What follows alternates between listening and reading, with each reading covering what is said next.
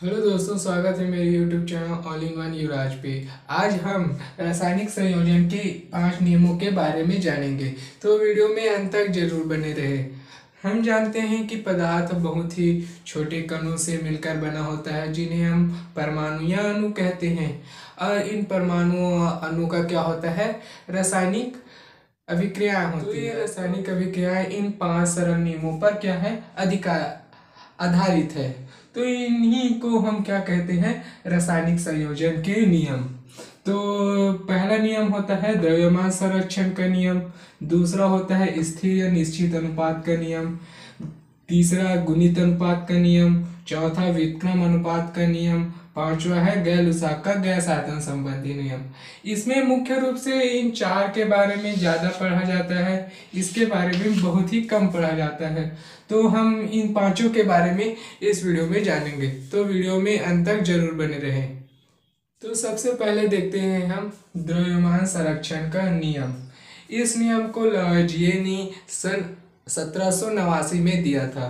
तो द्रव्यमान संरक्षण का नियम क्या है, किसी भी रासायनिक अभिक्रिया में भाग लेने वाले अभिकारक का कुल द्रव्यमान अभिक्रिया के पश्चात बनने वाले उत्पाद के कुल द्रव्यमान के बराबर होता है। तो ये है क्या, रासायनिक संयोजन के प्रथम नियम, द्रव्यमान संरक्षण का नियम। तो इसमें क्या बोला है, किसी भी रासायनिक अभिक्रिया में भाग लेने वाले अभिकारक के कुल द्रव्यमान अभिक्रिया के पश्चात बनने वाले उत्पाद के कुल द्रव्यमान के बराबर होता है। जैसे हम लेते हैं यहाँ पर उदाहरण के लिए, हम ले तो जल कैसे बनता है, हाइड्रोजन और ऑक्सीजन के मिलने से क्या बनता है, जल बनता है। तो हाँ, ये रासायनिक अभिक्रिया है, इसको संतुलन भी करना क्या है, जरूरी है। तो इसकी परिभाषा क्या बोलती है, किसी भी रासायनिक अभिक्रिया, ये क्या है, एक रासायनिक अभिक्रिया है, में भाग लेने वाले अभिकारक, इसमें भाग लेने वाले अभिकारक कौन से है, हाइड्रोजन और ऑक्सीजन का कुल द्रव्यमान, इनका द्रव्यमान अभिक्रिया के पश्चात बनने वाले उत्पाद कौन सा है, ये जल के कुल द्रव्यमान के बराबर होता है। यही क्या है, द्रव्यमान संरक्षण का नियम।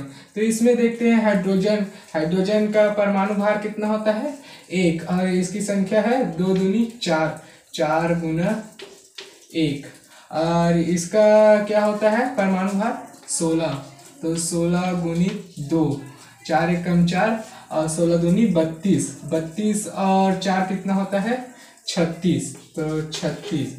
अब इस ओर देखते हैं, तो इसका परमाणु भार कितना होता है, 1, तो संख्या कितनी है, 2, तो 2 गुना 1, प्लस ऑक्सीजन की कितनी होती है, 16, तो 16, तो 2 एकम 2 प्लस 16, और यहाँ पर 2 आगे में है, तो 16 दो कितना होता है, 18 दूनी 36, यहाँ पर भी क्या आ गया, 36। इस प्रकार इन दोनों का मान क्या आ गया, 36। तो हम कह सकते हैं कि ये क्या है, द्रव्यमान संरक्षण का नियम, जो किसी भी रासायनिक अभिक्रिया में भाग लेने वाले अभिकारक का कुल द्रव्यमान कितना है, 36, अभिक्रिया के पश्चात बनने वाले उत्पाद के कुल द्रव्यमान के बराबर होता है, जो कि कितना है, 36, दोनों क्या है, बराबर है। यही क्या है, द्रव्यमान संरक्षण का नियम। तो दूसरा हम देखते हैं स्थिर या निश्चित अनुपात का नियम। इसकी परिभाषा क्या बोलती है, किसी भी यौगिक में तत्वों के द्रव्यमान का अनुपात सदैव समान होता है। किसी भी यौगिक, जैसे हम कोई भी यौगिक लेते हैं, जैसे हम जल ही ले लेते हैं, तो इसका क्या होता है, जल का फार्मूला H2O। किसी भी यौगिक में तत्वों के द्रव्यमान का अनुपात, इसमें तत्व कौन है, हाइड्रोजन है और ऑक्सीजन है, द्रव्यमान का अनुपात सदैव एक समान होता है। तो सदैव समान होता है, इसके द्रव्यमान का अनुपात देखते हैं, हाइड्रोजन की परमाणु द्रव्यमान कितना होता है, 1, और संख्या है 1, 2, तो 2, और इसका कितना होता है, 16, तो 16, इसको और सरल भाग में करते हैं तो 1:8। तो इसमें क्या बोलता है कि किसी भी यौगिक में तत्वों के द्रव्यमान का अनुपात सदैव समान होता है। मतलब आप जल को कहीं से भी लीजिए, चाहे आप तालाब का जल लीजिए, नदी का जल लीजिए, घर का पीने योग्य जल लीजिए, या फिर कहीं का भी जल लीजिए, उसका अनुपात कितना होगा? 1:8 ही होगा। तो ये स्थिर या निश्चित अनुपात का नियम यही कहता है कि किसी भी यौगिक में तत्वों का द्रव्यमान का अनुपात सदैव समान होता है। आप लिख सकते हैं उदाहरण के तौर पे H2O, जिसका अनुपात 1:8 होता है। चाहे आप घर का लीजिए, तालाब का लीजिए, चाहे कहीं का भी आप लीजिए जल, उसका अनुपात कितना होगा? 1:8। यही क्या है?